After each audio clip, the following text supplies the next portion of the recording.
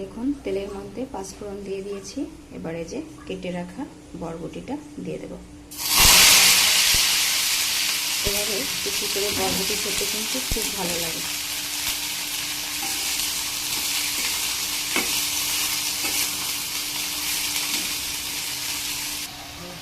এবার দিয়ে দেব পরিমাণ মতো হলুদ, এবার দিয়ে দেব লবণ পরিমাণ মতো। এবার নেড়ে চেড়ে মিশিয়ে ঢাকা দিয়ে দেব।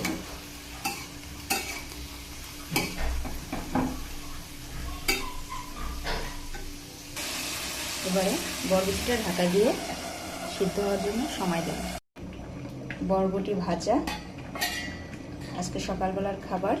বুটের ডাল, বিভিন্ন রকম সবজি দিয়ে ডাঁটা, পুঁই ডাঁটা, গাজর এ দিয়ে ডাল, আর বরবটি ভাজা, আর গরম গরম এই যে এদিকে গরম গরম ভাত।